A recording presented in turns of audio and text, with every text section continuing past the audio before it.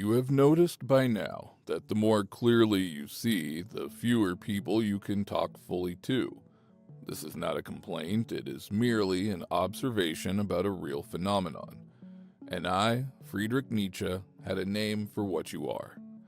I called you the free spirit. And I want to tell you what I meant by it, what it costs, and why the isolation that it produces is not a problem to be solved, but a condition to be understood. Because the person who understands it stops wasting their energy trying to reverse it and starts building the kind of life that the free spirit is actually capable of living. Let me be precise about the term, because with time it has been softened into a flattering self-description available to anyone who considers themselves a bit of an independent thinker. That version of the free spirit costs nothing and means nothing. It also bears no resemblance to what I was describing. The free spirit, as I developed the concept, is not defined by the rejection of convention for its own sake.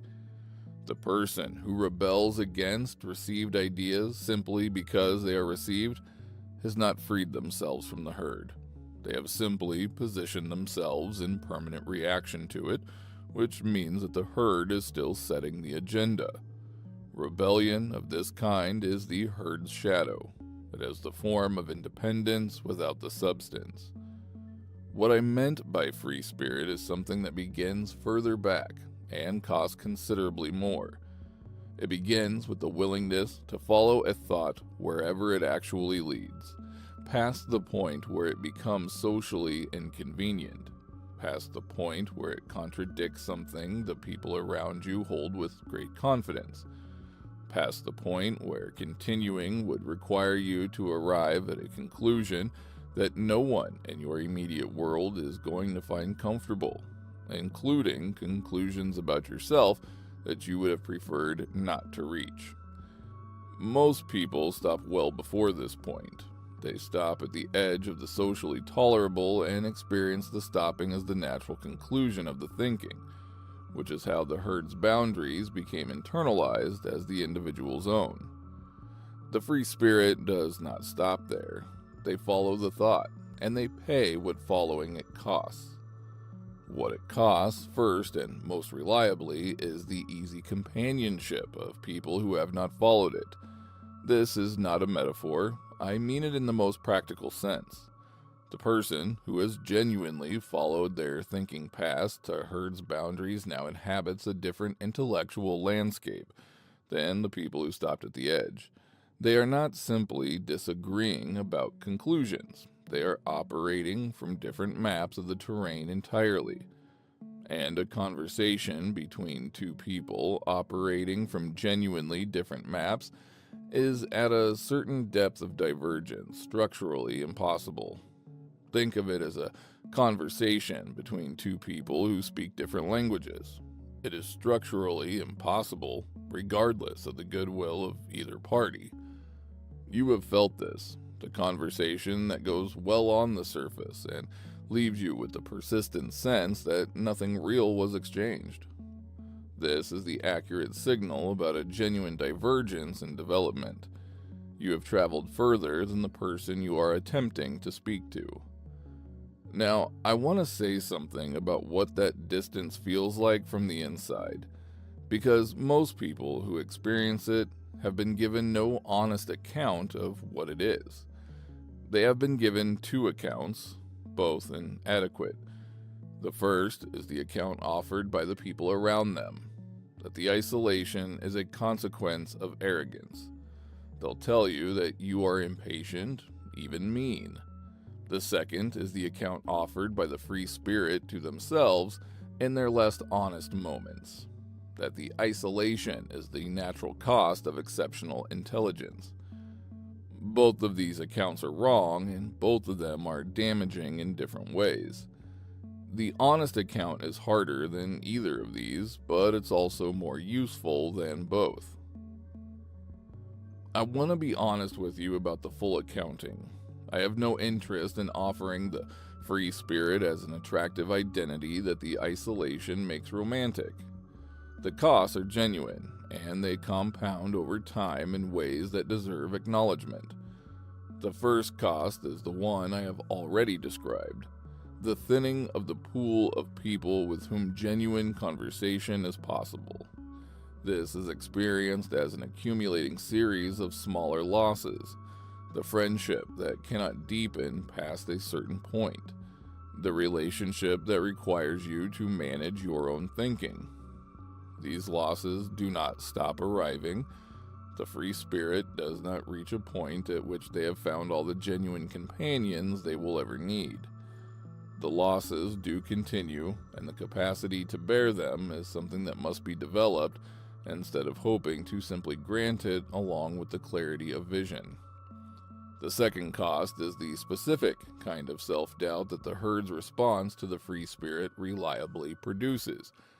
When you see something clearly, and the people around you not only fail to see it, but actively insist that what you are seeing is a distortion, there is a significant amount of pressure to conclude that the problem is yours, that you are the one seeing incorrectly. This pressure is not trivial, and it does not diminish with repetition. The free spirit must develop a relationship with their own perception and keep it stable enough to survive the sustained social pressure of being told, consistently and confidently, that what they are seeing is not there. This is not the same as becoming impervious to correction. The free spirit who cannot be corrected by genuine counter-argument has simply replaced one kind of rigidity with another. What I am describing is the specific capacity to distinguish between genuine counter-argument and the confident repetition of the herd's discomfort dressed as a counter-argument. These feel different from the inside once you have developed the capacity to feel the difference. Developing that capacity is part of what the free spirit's education consists of. What the free spirit keeps in exchange for these costs is something that I want to describe carefully rather than grandly, because the grandiose version of it is one of the ways the concept gets corrupted into self-flattery. What they keep is the specific quality of a life that is genuinely their own, built from their own thoughts and experiences, completely independent from the communal thought. The person who has not paid the cost of following their thinking past the herd's boundaries has a life that is, in significant measure, someone else's. It is organized around someone else's conclusions about what is worth wanting and what constitutes a life well spent. That organization may be comfortable. It produces a kind of belonging that the free spirit does not have access to, and I will not pretend that belongings is worthless. It is genuinely valuable, and its absence is rather painful. If anyone knows this, it's me. But the life it produces is not, in the deepest sense, the person's own, and the free spirit, having tasted the difference, finds it very difficult to go back. There is also the practical question that I want to address.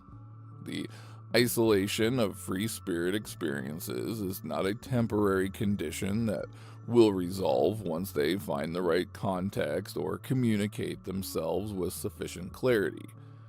It is a permanent feature of the territory they now inhabit, and the adjustment required is building a life that is organized around what that territory actually offers, rather than around the absence of what it does not. What the territory offers is this: the specific depth of engagement with ideas, work, and the occasional other person who has traveled similarly far, the conversations that are possible between two free spirits, and by this I mean genuinely possible, without the management and the editing and the constant collaboration of what the other person can receive. These conversations have a quality that no amount of easy companionship can replicate. They are rare. They are worth more. and they require as their precondition that both parties have paid the cost of the thinking that makes them possible.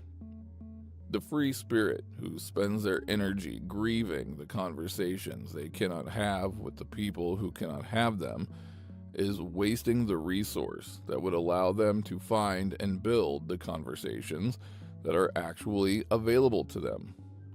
I am not recommending indifference to the losses. I am recommending the honest accounting that allows a person to stop investing in the exchanges that cannot produce what they are looking for and direct their attention toward the ones that can.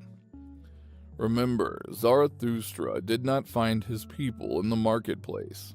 He found them later, much later, one at a time, and in conditions that required him to have first stopped expecting the marketplace to produce them. The same is true for you. The name I gave you, the free spirit, was not a compliment in the easy sense like most would suggest. It was a description of a condition that costs something real and does not apologize for that cost. What it offers in return is the only thing I ever considered worth the price of a human life. The genuine, unmediated, fully inhabited experience of a mind that has followed its own thinking all the way to where the thinking actually leads. The isolation is evidence that you have traveled somewhere real. The question is whether you are willing to stop apologizing for having made the journey.